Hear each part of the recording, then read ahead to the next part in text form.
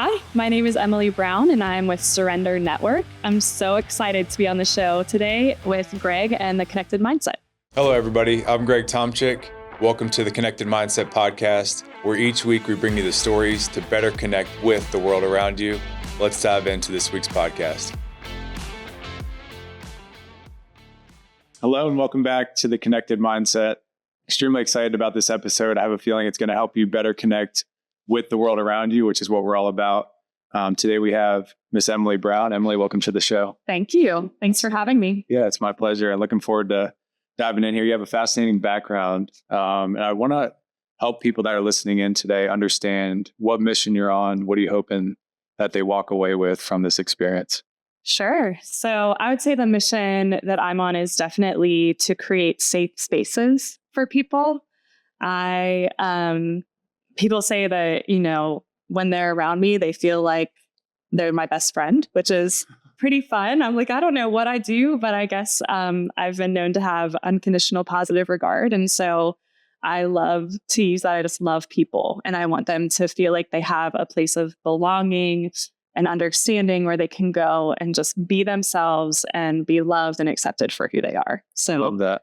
Yeah, that's a superpower. At the end of the day, I think that's something that people gravitate towards, safety and protection, and there's a sense of feeling around that I can imagine the people that are in your circle really value that safety and protection piece. What brought you to understand that was something that you offered the outside world, and how have you kind of honed in on that skill set to be able to know it and then offer it to the world around you? Yeah, that's a fun question. Coming to the awareness of that was probably a really long road. I remember in my 20s, I was single for pretty much all of my 20s. And so I got to live it up and just make all kinds of friends and be in different areas and groups and everything. And I noticed that a lot of times, a lot of women, especially who were more of the strong personalities or maybe even rough around the edges personalities, felt drawn to me. And I was always like, I don't know what I'm doing. Like, I just love people. But it was interesting how I always felt like that those kind of personalities felt like they could be open and vulnerable around me. And I loved that. I thought it was really cool to be able to befriend people who maybe don't trust easily. And so I would say that's where it started, the awareness. And then as I've grown and matured and really gotten to know myself better in that journey, I've started to notice, like in the corporate world and in friendships and in communities that I'm in, that people really need a safe space. I think a lot of times they're walking around feeling judged or feeling like they have to put a mask on in some sort of capacity. And so I love to be someone where people feel safe and where they feel like they can open up. And I think that there's so much healing, sometimes even in just putting words to how we're feeling. Yeah. I mean, it's not magic, but it's just like getting it out of our heads and getting it out of our hearts in a lot of ways can bring so much healing. And so it's been an honor to do that. And then as I've gotten into leadership development and consulting, it's even more. I mean, it's cool that I get to get paid for it in some ways. Like, it just comes naturally to me, but I get to go into places and help people feel safe and able to grow. Wow. How amazing. I think to first be aware of the skill set that you have and the superpower that you have, and then to be able to bring that to the outside world and find people that may need that more than others.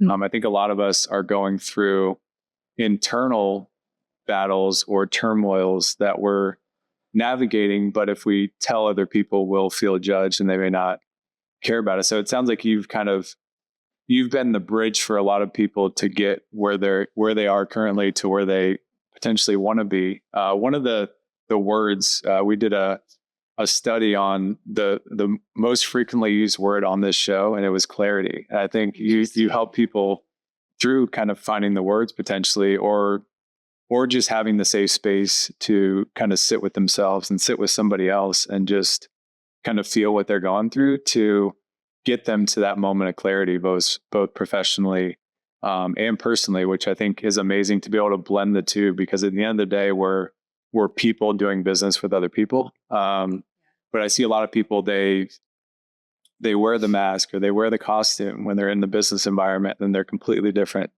person outside. And I think a lot of that is they have superpowers in two different areas, but it sounds like you've kind of taken that one superpower of being able to create the safe space and be somebody that people can lean on during hard times when they're toying with different thoughts and mindsets, to help them gain that clarity.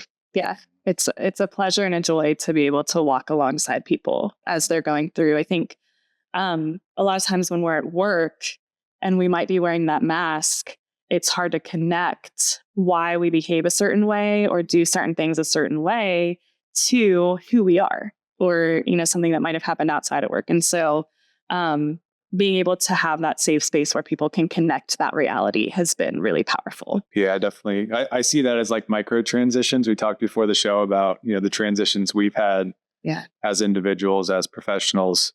Do you have a sense of being able to read people's energy when they're going through a transition or when they're toying with things? I know different people can pick up different body languages or the way people speak. And do you feel like you have the ability to see when somebody is either mentally or physically trying to work through something where you kind of feel like you are called to show up? Or is it more of you have the energy that you're giving off to people that I can create the safe space, or kind of a combination of both of them? Yeah, it would be probably a little bit of a combination of both. I can typically sense if someone feels off, or I think a lot of times like there's more of like a forcing or what would the word be? Sort of like showing up not authentically when they're going through something because they're trying to hide. Yes. That. And so I think that I can definitely sense that a lot of times. I'm not perfect at it, but I think where I've had to grow a lot,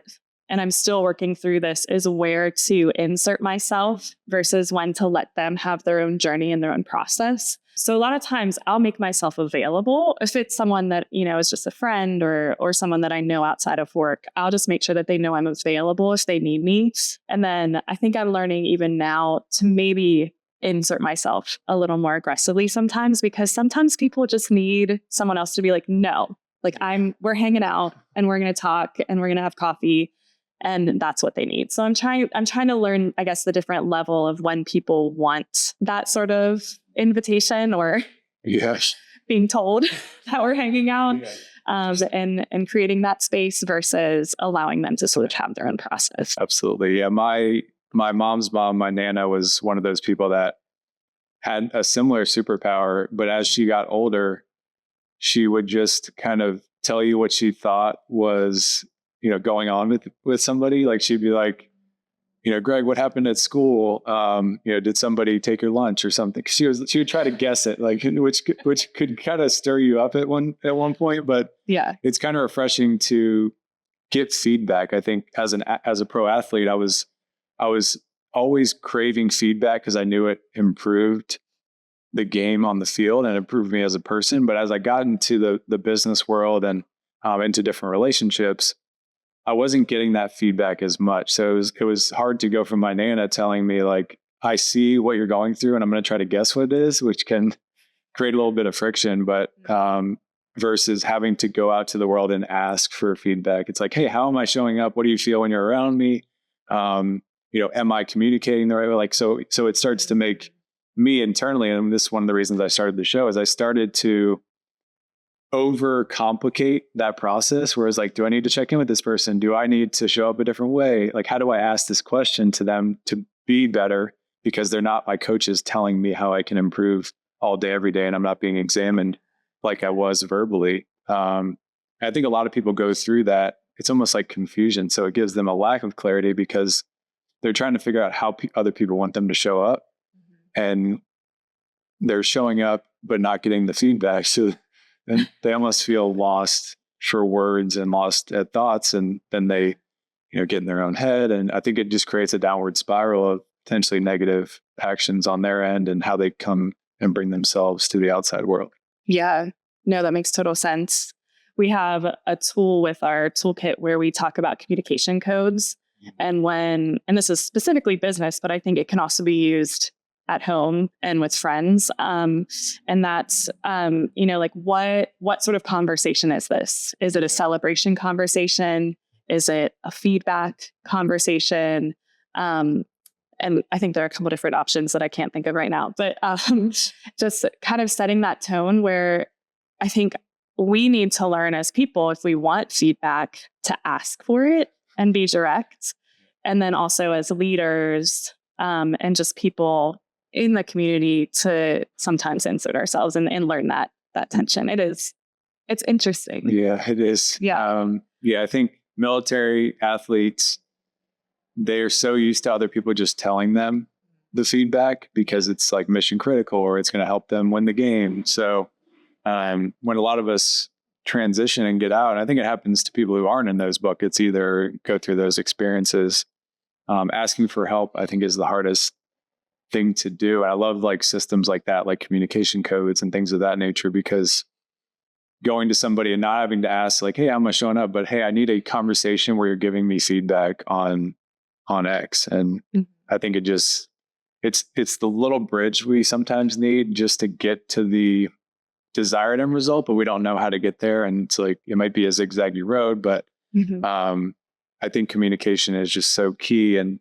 not just the words and doing the communication, but how you're communicating what you need or what you expect so that the other person knows what to give you or what to provide. And I think that's a huge societal disconnect, I feel like, in love relationships and business relationships, is if we don't know where we want to go or what the stepping stone looks like or what the end result may look like, then we don't know how to bring people along that journey. And I think sometimes we just need people to create that safe space and just kind of sit with us and be there for us with no agenda, which I think the communication codes kind of help with. 100%. Yeah. I actually had that exact situation last night with my husband, where he started a conversation and I don't think he necessarily wanted feedback. He was just sharing. And I immediately went into, this is how we're going to deal with it. This is what we're doing. Yeah. And it's just, we see it all the time in everyday life, how we communicate and our expectations. It would be so much easier if sometimes we just set that right up front. And eventually we got on the same page. He was able to share. I'm less of a safe space for him sometimes. I get that. But he got there. So that's amazing. We talked a lot about kind of transition. So I want to talk a little bit about first, what is the Surrender Network? Okay. And then take a step back and think about the transitions you've gone throughout your life that have led you to an organization like the Surrender Network. Okay. Yeah. So Surrender Network, we're a leadership development company. So we are primarily based in Hampton Roads, but we do work with some other companies that are located elsewhere. But our vision is really to liberate Hampton Roads. And what that means is we partner with companies and organizations to help them create cultures of liberation. And we define that. So a liberating culture in workplace is having high challenge and high support. And so leaders who can both challenge and support the people they're leading helps them to multiply leaders below them and really unlocks the potential of those that they're leading into becoming the full version of themselves. And so we do that through, we'll do workshops, we'll partner with organizations to go in monthly or bi-monthly and do workshops and trainings. And then we do what we call the core process, where we'll teach the content in one session. And then the next session will help them to sort of work through different issues that they're having and really help them to align their thinking and their behavior around these core principles of what it looks like to have a liberating culture. And we do coaching and things like that too. But that's really the main foundation. Hi, my name is Jason Witt. I'm the owner and winemaker at Water's Edge Winery. We're a craft winery, very similar to the craft brewery concept most people know about. So at our craft winery, we bring in crushed grapes from France, from Germany, Spain, California, all over, all the garden spots. And then in-house, I ferment it, rack it, filter, bottle. It's been 2.5 years now that we've been open. The wine has been very well received. We've won a bunch of wine fests, and we're starting to throw events. We have a full restaurant. We are located 6464 Hampton Boulevard. It's just north of ODU on Hampton Boulevard. It's a beautiful spot. It's just a great place to come out to. Fridays and Saturday nights, we have live music, and I invite you to come out, sample some of our wines. And oh, by the way, we are launching our e-commerce and our wine club shipments very soon. So please check it out. I'm curious, before you get to your journey, what's led you there? Yeah. What does the word liberation mean to Emily as far as like, the way it feels and then the way you carry out that liberation to the outside world? Yeah. Gosh, it feels liberating. I think so. We talk a lot about how what drives our behavior is nature, nurture, and choice. And so nature is really like our hardwiring, but then nurture is the environment that we were raised in. And that really includes when we have thoughts like, I should do this, or I ought to do this. And a lot of that is really language and ideas and beliefs that come to us from the outside world. And so depending on how we grew up and the culture that we were in, we probably have a lot of oughts and shoulds. Mm-hmm. And so I recognized through my own journey, and I've had a pretty intense therapy journey for like the last 15 years. And so I've realized that I have a lot of oughts and shoulds that sort of kept me from showing up authentically. I think I felt like I needed to show up a specific way, either to be perfect, to keep people from rejecting me, all of the things that we go through. And so I think in my maturing and in learning that liberation really means sort of shedding all of those oughts and shoulds and being able to show up authentically as Emily Brown and the gifts and the imperfections that I have, and letting that be okay. Yeah, that's amazing. I think we're all on a journey to get to that point. And I think it takes friends, it takes conversations, it takes a lot of the challenging the common oughts and shoulds to, I think, feel that little bit of liberation. And then you're like, wow, if I just get rid of this mental model, I felt that liberation. What if I challenge all my mental models to recreate them by choice and kind of have the choice to do that? And I think, it seems like a newer mental model that people are challenging versus my generations, my parents, my siblings have always done it this way and thought this way. So that's the wiring piece. Yeah. So this is how, they were successful, or they were accepted in their community and did great things. So I need to be like them. And I think that misleads a lot of people because we all have kind of our own different superpowers. We may have similar superpowers to those that we're, blood related to or great friends with. But I think having the choice to challenge them and be able to shed them, I think that is liberating in itself. Yeah, 100%. Yeah. And it can feel scary. Yeah. It can, but the more we practice and act as if we're already there, I think it gets easier and easier. And we become more authentically ourselves. Absolutely. I think that's having a good circle of people that, ask you why you think that way. I've been through a therapy journey myself as I was getting out of baseball because I had sports psychologists, but they were analyzing my mind for the mission. So like, how do we get Greg in the right confident and great mindset to be able to perform on the field versus performing holistically as a person and going out in the world and doing great things with great people with a great mindset and that liberation to fulfill that. Yeah. And I think that's something I've navigated as well, is just having somebody question why I am thinking that way about something, to say, you feel like you should be nice to this person when they're mean to you. Why do you think that way? And it's like, well, in school, or, I wanted my parents to help me with something, I had to be nice in order to get it. And it was kind of that whole, shedding that to be like, if I can just be myself, and the people that are going to be nice to me are going to be nice. The people that are going to be mean, it's probably because of something they're going through, and how they're bringing themselves. So like coming to those realizations, I think, free us up to be more lightweight. And that's when I think about liberated, I think about clarity and then that lightweight feeling of not carrying all the burdens that we've packed on over time. And I think Love that. it's freeing. Yeah.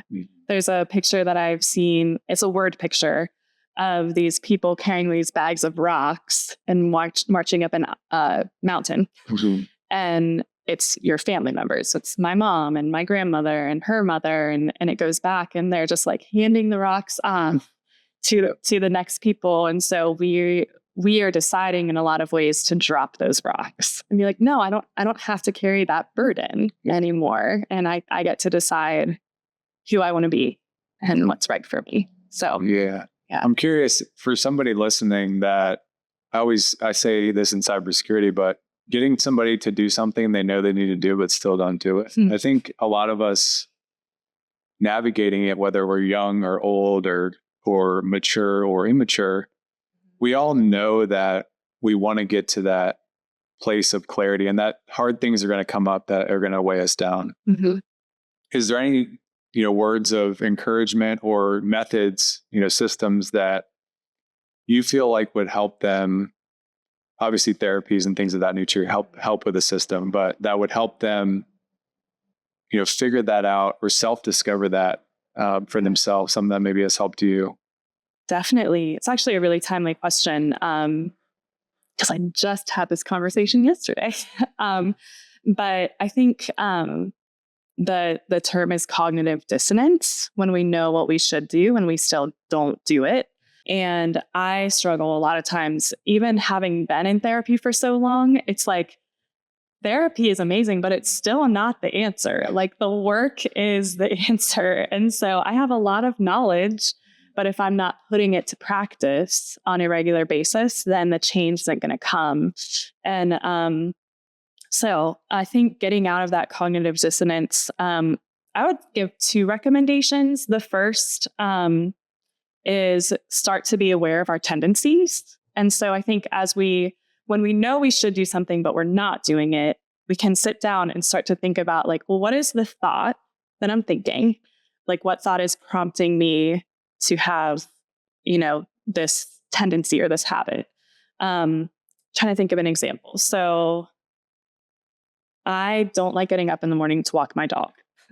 But when we got our dog, I promised my husband I will be the one to get up in the morning and walk him. And so it's been a struggle for me because my alarm will go off and I'm like, I don't want to walk my dog. And so I'm starting to think through, like, well, what thoughts are going through my mind? And so thinking, like, I'm tired. I don't want to have to get up. Like, I don't want to have to deal with the day, or even some of the things that, like, I'm not ready. And so connecting with those thoughts, and then from there thinking, like, well, what emotion is tied to that? And so emotion might be, I feel guilt because I didn't get enough done yesterday on my to-do list, and I know that I have more to do today. So I feel guilty about that, or I feel stressed or overwhelmed, or I'm disappointed in myself because I didn't get as much done. And those are all feelings that maybe I don't want to face. And so that is where I sort of shut down and stop. I don't do what I know I'm supposed to do. And so I think when we can connect those, we actually can start to understand, like, oh, I can feel that disappointment, or I can feel that stress, and it's not going to hurt me. It's not going to kill me. Like, I can sit with that emotion for a while and then choose to do the right thing. Because I think a lot of times when we know what we should do, but we don't do it, it's because we're avoiding some sort of emotion or reality that really we should face, and we can face, that we're strong enough to face. And so, I think that would be sort of the deeper encouragement or recommendation, is like, we can do it. And this is like a very practical way to do that. And then the second thing that my therapist always says is opposite action. And so it doesn't go as deep. It's just thinking, like, I know that I should do the dishes right now. I don't want to do the dishes, but I'm going to stand up and do the dishes for 5 minutes. Yep. And it's just that easy thing of, like, setting realistic, very simple expectations for ourselves and following through with it. And the more we follow through with it, the more our brain waves our pathways are going to follow that route, and the more we're going to be equipped to actually do what we say we're going to do. Yeah. Super interesting. The tendencies and then the emotional ties. One of the things we talk about frequently on the show is the self-care, the serving others, and the selfishness is so like when trying to figure out when to serve others and when you need to do the self-care, which may seem to the people you're serving as selfish.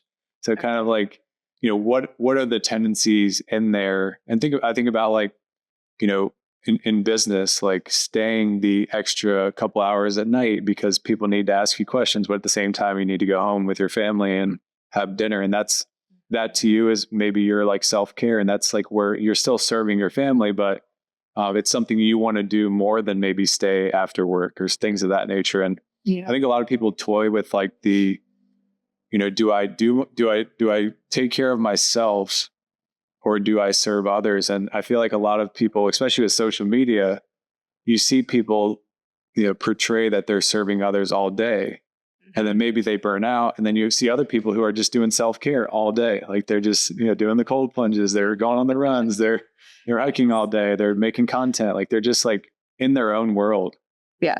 And maybe that's serving others at the same time. But I think a lot of people, especially like former athletes, former military, that are used to that very regimented, rigid dynamic, they have a hard time deciphering between, when do I take care of myself and when do I take care of others? And it's a very conflicting thought that I know I've navigated in previous, business dynamics and relationships is I know I need to like go on the run, but I feel guilty the day before because I wasn't able to, speak to John about something he was concerned about. Like, so I'm like laying in bed and I'm like, I don't want to get out of bed because that decision is very conflicting. Do I call John or do I go for the run and then, try to figure out, how I can serve John later? Yeah. Yeah. And it's like figuring out how are you going to have the most peace with you and the decision you made. I think that's something that we learn as we grow and mature and like experience things and do things wrong. I think we start to learn, how we're going to make a decision such as that we're going to be able to sit with later and be like, I'm happy. I can have peace with that. Yeah, I feel good about it. That's liberating in itself. So yes. It's that it's sometimes outsourcing. It's like if I don't feel good, maybe I go serve somebody else and it makes me feel better. So it's just the tug, the push and pull that I think I hear from a lot of people, listeners, that it's like when I set my schedule up and think about my day to day, if I have more self-care than serving others, does that make me selfish or does that make me more interested in my peace? And then I go out and serve people more efficiently, more effectively in the other hours. So I think a lot of people are toying with that. And I think kind of looking at your tendencies, like why do you feel that way? Why do you feel guilty about, walking your dog? Or why do you feel overwhelmed by, not getting the to-do list the day before done and things of that nature? And what emotions are tied to that, I think is extremely important to confront, because once you figure out the why, you can kind of shed it and maybe you're one level up. Yeah. Yeah. I totally agree. I think some people get their value through serving others sometimes or through being someone that other people need too. And so I think that that's something to really look at and figure out, like, how is it that I'm serving others in a way that I know that I'm valuable, whether I'm serving them or not, and that I know I bring value and worth. And so getting to that place in a healthy way for ourselves individually before we go and serve, I think can be really powerful too. Yeah. I come from a Christian background. And so that like push to serve is so strong.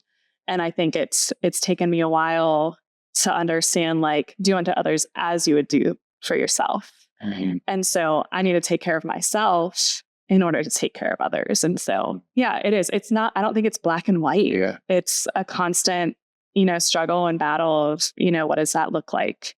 But I get that tension. Yeah, for sure.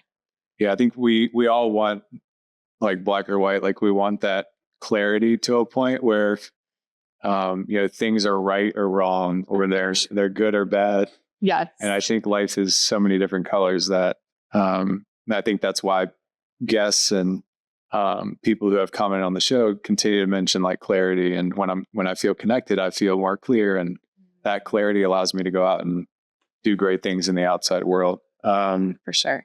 One of the common things I think throughout your journey is that self-leadership that has allowed you to go out and lead others. I'm curious, just throughout, your journey so far and the different, lily pads or the different stepping stones you've taken throughout your journey. What are the biggest lessons you've learned about self-leadership, kind of building on what you shared previously, and how people that are listening in today can kind of better lead themselves, which results in them better, leading churches or businesses or, wineries like we're in today, and, things of that nature where they can go out and just kind of better lead themselves to better lead others. Yeah. The lessons you've learned there. I think consistency, the power of consistency. When I first started working in the professional realm, I was in a nonprofit. And I thought that I was going to go in and really like change the world because I had all these brand new ideas and I knew everything. And it was like a really hard blow, but a really good blow to realize like people don't care how much I know. They want to know how consistently I'm going to show up and the quality of work I'm going to provide. And so as I then started to move into positions where I was leading others, I tried to help be consistent in how I was communicating with them and messaging, needs and things like that. I think we talked about that earlier. Yes. How I was communicating with them, the expectations that I had, being consistent on deadlines, things like that. And so I think just consistently showing up for myself then has been a huge lesson. And figuring out, what my needs are in order to show up well in life. What do I need? I've realized I need to wake up early and have quiet time, and be connected with myself and with my greater power and all of that. And higher power. Like I need to exercise on a regular basis, or I just don't feel like I'm showing up as myself. I need friend connection on a regular basis. So understanding what I need and then being consistent in those things has been really helpful. And then I would say, similar to the high challenge and high support, much like we lead others with high challenge and high support, I need to lead myself. And so that means also giving myself grace when I mess up and allowing myself days to do absolutely nothing. And, so knowing that I'm for my highest good, just like I am for the highest good of those that I'm serving and leading, is really important. Yeah, that consistency. I think for me, one of the things I realized is when I wasn't keeping the promises to myself, I wasn't able to fully keep the big vision, big promises I had for others. And it sounds like you have discovered a similar principle when you give yourself that high challenge and you support yourself when you're being challenged like that. I think it's so valuable. And I'm a huge believer that life is an inside job. You get a lot of energies and things from the outside world.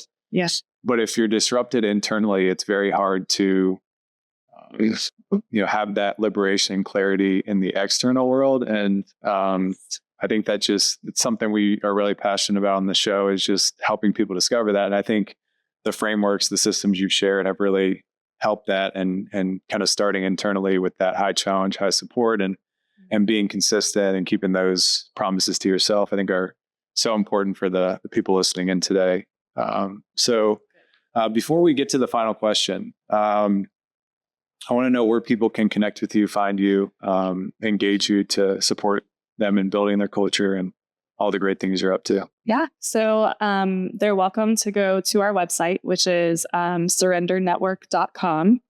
And my email with that is just emily@surrendernetwork.com, spelled the traditional way, EMILY. And then they can also find me on LinkedIn. So I know that there are a lot of Emily Browns out there. So it might be a little hard to find me. But I am on LinkedIn under Surrender Network. And yeah, would love to connect and talk about, any questions that they have. Perfect. Yeah, we'll make sure that information's in the show notes so people can reach out to you. Okay. As they so please. One of the questions we like to ask to kind of wrap up the show and put it in a nice bow is, what does the word connection mean to you today? Connection. In some ways, I feel like it's a lifeline. I know when I don't feel connected either to myself, to the people around me, to my higher power, like I feel like I'm just floating alone in the middle of the ocean. And I think a lot of times people get in a situation, myself included, where I've disconnected so much and just gone through the motions that I am just floating in the middle of the ocean. And I think when I hear connection, it's such a powerful way to have that lifeline, to send up my flare and say like, hey, come find me. And I think that without connection, I wouldn't be able to breathe.